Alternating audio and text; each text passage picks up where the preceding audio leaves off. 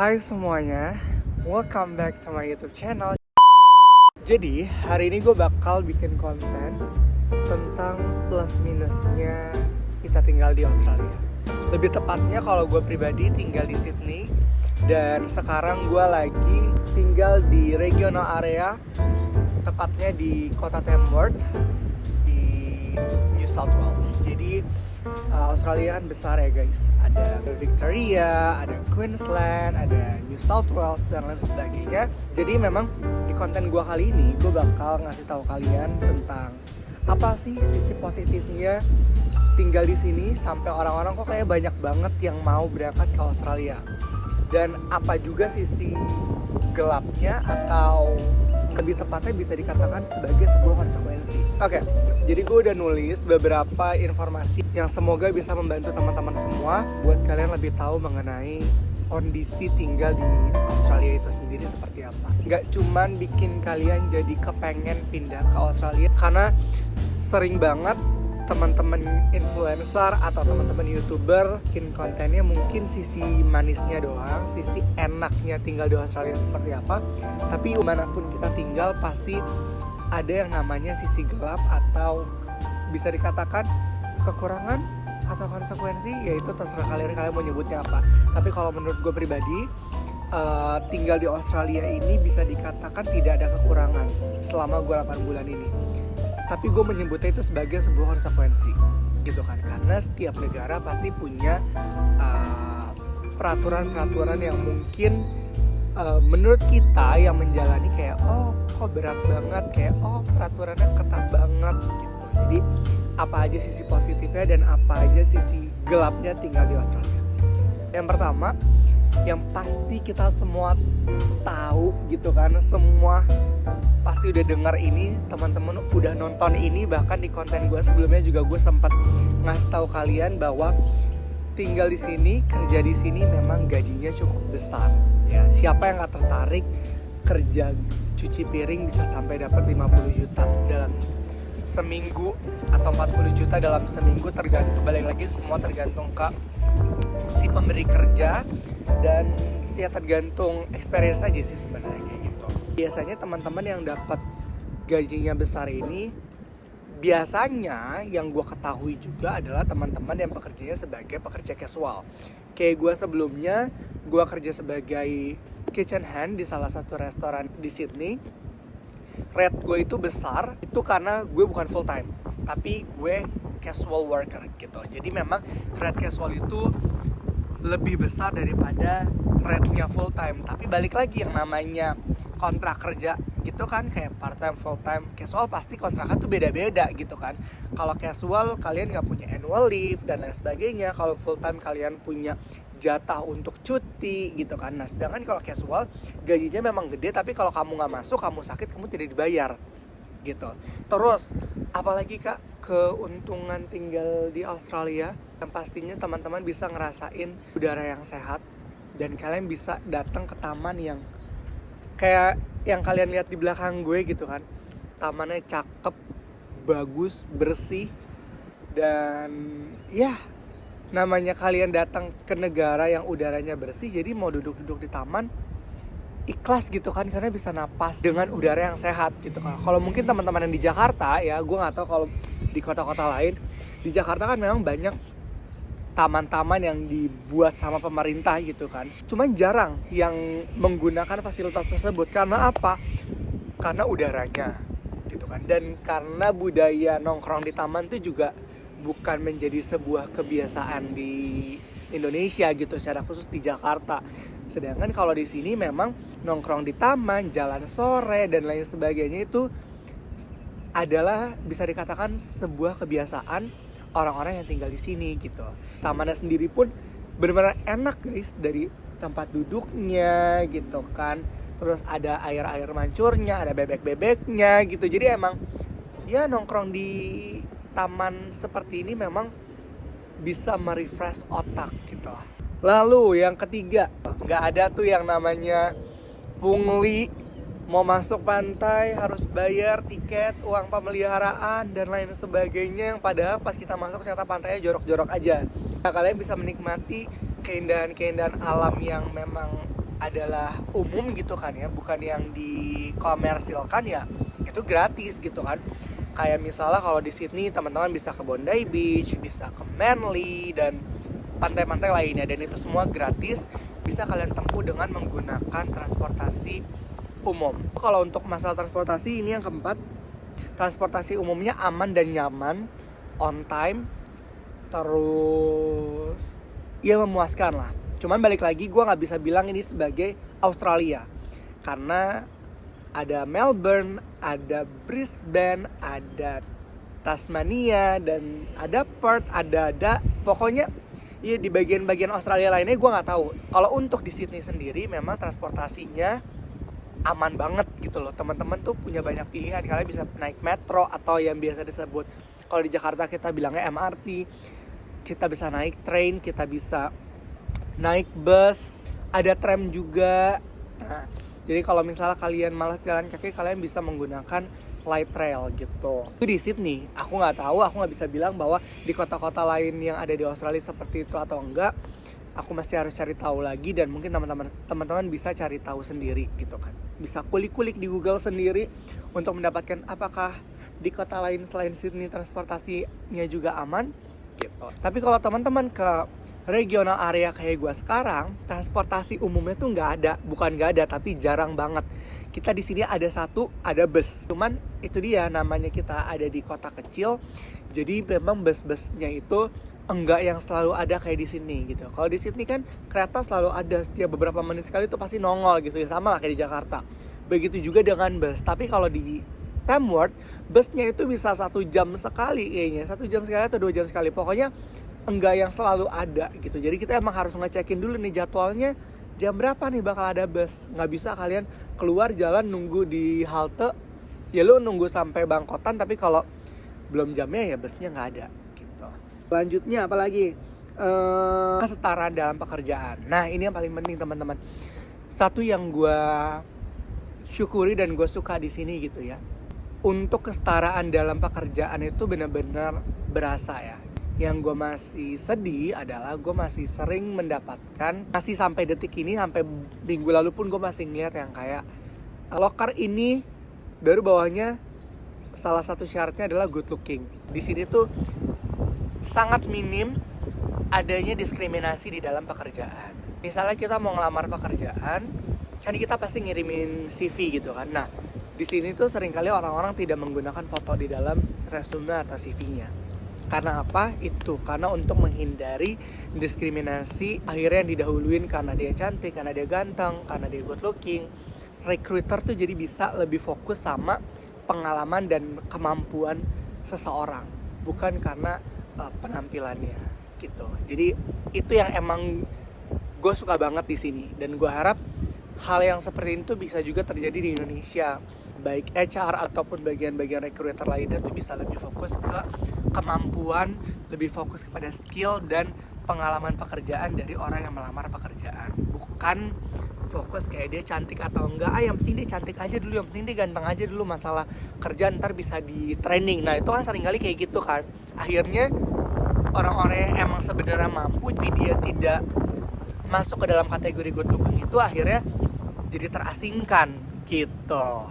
Selanjutnya kita bakal ngomongin pengeluaran pokok, pengeluaran wajib yang memang harus kita keluarkan untuk hidup di sini. Jadi misalnya kita ngomongin gaji besar, pengeluaran per minggu pun nggak kalah besarnya.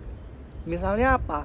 Pengeluaran pokok itu ada tempat tinggal, standarnya di $200 per dolar.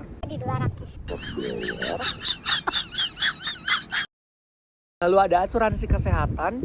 Per 2 minggu aku tuh bayar 78. Jadi kurang lebih 36 kali ya, 36 sekian untuk asuransi per minggu.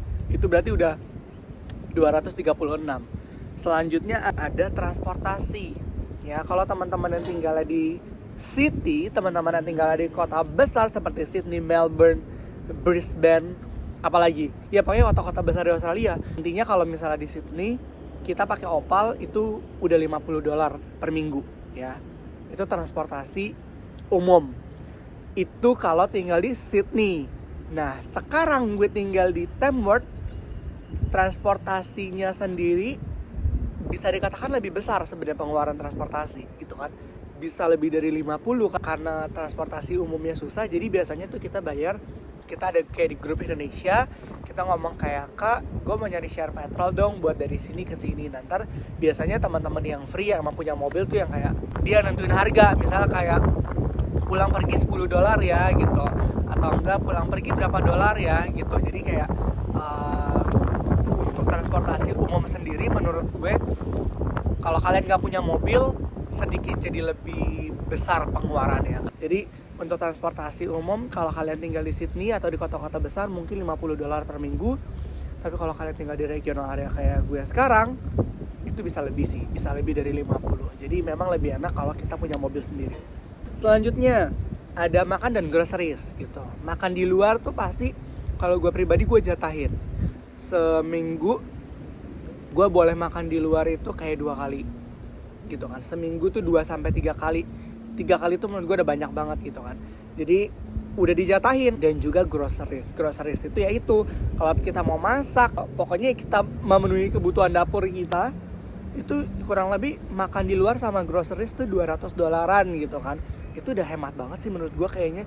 Udah ngeperas budget banget. Tapi ya balik lagi, kebutuhan orang kan beda-beda ya. Kalau gue pribadi segitu ya, $200-300 per minggu. Ya udah, totalnya berapa tuh? 200 kan? 200 sama asuransi 36, tambah transportasi umum 50 berarti 286, sama groceries 300, jadi 586 dalam 1 minggu. Ya, tapi balik lagi, pengeluaran orang beda-beda. Intinya adalah ya dari $1,000 per minggu yang kalian dapetin itu, kalian bisa saving mungkin $400, katakanlah. Ya itu kan masih ada pengeluaran lagi, apalagi yang punya anak gitu kan, yang harus bayar uang sekolah anaknya di Indonesia, yang harus bayar uang ini, uang enak, uang pakai banyak gitu kan. Jadi ya itu dia. Jadi kalau dibilang apakah gaji tinggal di Australia gajinya besar, benar. Apakah pengeluarannya juga besar? Sangat benar gitu. Tapi tetap di gaji yang besar itu dan pengeluaran yang besar itu, teman-teman punya kesempatan untuk menabung. Tetap ada kesempatan untuk menabung ya. Dan yang terakhir, kita bakal masuk ke dalam sisi gelap tinggal di Australia. Yang pasti udah kita bahas duluan tadi, biaya hidupnya tinggi ya. Jadi jangan teman-teman kira kalian tinggal di Australia ya udah gajinya 10 juta gue pakai buat hidup 2 juta. Mustahil guys, mustahil. Itu nggak mungkin karena kalian harus bayaran dan lain sebagainya. Dan yang kedua, pekerjaannya cenderung berat. Bener banget. Masalah pekerjaan di sini itu cenderung berat, terutama untuk teman-teman yang mungkin menggunakan student visa atau teman-teman yang menggunakan working holiday visa. Nah, teman-teman WHV, jangan kalian berekspektasi untuk datang ke sini terus kalian pikir kalian bakal kerja di dalam kantoran. Apakah ada yang kerja di kantoran? Ada. Tapi apakah semua anak WHV dapat kemungkinan atau kesempatan untuk bekerja di kantoran? Tidak, gitu kan? Karena tidak semua kantoran menerima visa yang sangat limit gitu kan. Ada limitnya, Kita pemegang working holiday visa itu punya limit bekerja, guys. Ada sektor-sektor yang kita nggak bisa kerja lebih dari 6 bulan. Dan nggak semua kantoran itu atau perusahaan menerima working holiday visa. Itu balik lagi, itu pasti teman-teman yang kerja di kantoran skillnya memang kepake banget. Makanya si kantor tersebut pun rela gitu memberikan kesempatan buat pemegang working holiday visa ini. Jadi memang untuk kita pemegang working holiday visa, teman-teman, kalian harus tahu pekerjaan di sini berat, apalagi buat teman-teman yang mengejar pekerjaan yang bisa memberikan kalian payslip untuk memperpanjang working holiday visa kita gitu kan. Misalnya kayak meat processing atau mungkin farm atau mungkin sektor-sektor lainnya. Terutama gue pribadi, gue sempat bekerja di salah satu meat factory ya, pabrik domba. Dan itu pekerjaannya luar biasa capek. Gue pribadi pun udah akhirnya mengundurkan diri. Gue menyerah karena gue merasa badan gue kurang mampu melakukan pekerjaan itu. Ada teman-teman yang kuat, bahkan dia bisa sampai 1 tahun kerja di sana. Tapi ada juga yang badannya mungkin lemah kayak gue yang mudah menyerah. Karena ya itulah, dengan berbagai pertimbangan, akhirnya gue memilih untuk tidak melanjutkan pekerjaan tersebut. Dan selanjutnya, ya yang ketiga ini yang paling penting sih, jauh dari keluarga. ya itulah resiko guys, bahwa ya kita mau jadi perantauan, resikonya kita harus jauh dari keluarga, dan jauh dari keluarga itu berat loh, apalagi di momen-momen seperti ulang tahun, di momen-momen tahun baru, atau di momen-momen hari raya agama seperti Natal, puasa, dan Idul Fitri gitu kan, bahkan tahun baru. Itu kan berat ketika kita harus jauh dari keluarga. Tapi ya itu konsekuensi dari apa yang kita pilih. Selanjutnya mungkin teman-teman bisa koreksi kalau aku salah. Kalau mengenai asuransi di sini tuh, kalau kita di Jakarta kita pakai BPJS, tapi aku nggak tahu ya kalau asuransi lain. Kalau pakai BPJS kan kita sakit, kita datang ke rumah sakit, kita tinggal kasih kartunya. Nah kalau aku nggak tahu asuransi lain apakah sama atau enggak, aku nggak tahu ya. Cuman kalau di sini teman-teman untuk klaim asuransi itu kalian harus sifatnya tuh klaim. Jadi ketika kalian sakit, kalian masuk rumah sakit, kalian harus mengambil tindakan di dalam rumah sakit, kalian harus punya duit dulu gitu kan, untuk membayar rumah sakit itu, untuk membayar mungkin check up kalian atau membayar tindakan kalian di rumah sakit. Kalian harus punya duit untuk membayar itu. Nah habis itu nanti baru kalian klaim gitu. Jadi nggak cuma ngasih kartu terus semuanya selesai, nggak begitu ya. Selanjutnya yang kita semua tahu gitu ya, pajak. Kalau pajak, memang pajak kerja di sini besar. Sama lah kayak di Indonesia kan, pajaknya sama kan, kayak gaji sekian sampai sekian pajaknya berapa. Kalau pendapatannya atau hartanya lebih dari sekian, berarti bayar pajaknya itu berapa gitu. Sama di sini juga begitu, tapi memang pajaknya besar. Kalau aku pribadi, aku bayar pajaknya itu 15%, dan ada lagi orang-orang yang penghasilannya lebih ya bayar pajaknya 30-an% dan lain sebagainya gitu ya. Makin banyak, makin lo kaya, makin pajaknya gede pastinya. Cuman balik lagi, dalam pengelolaan pajak itu di sini ada yang namanya pengembalian pajak gitu. Jadi kalau misalnya dari penghasilan kita yang kita dapati, yang kita terima selama 1 tahun, kalau misalnya kita membayarkan pajaknya lebih ke pemerintah, maka pemerintah akan mengembalikan pajak tersebut. Jadi bulan pajak itu yang aku tahu, kita bisa mendapat pengembalian pajak dari pemerintah, atau bahkan kita ternyata kurang bayar pajaknya, akhirnya kita jadi nombok harus membayar pajak tersebut gitu ya. Jangan lupa untuk di like, comment, dan subscribe, dibagiin ke teman-teman kalian yang mungkin membutuhkan informasi ini. Semoga informasinya membantu, dan kita ketemu lagi di video-video selanjutnya. Thank you so much for watching. See you on the next video. Bye bye.